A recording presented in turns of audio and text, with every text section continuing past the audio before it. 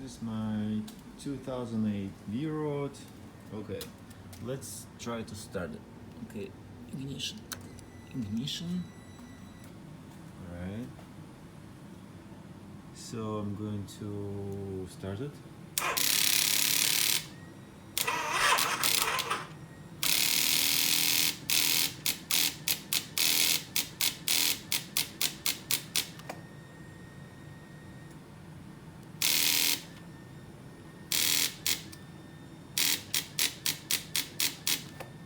That's it.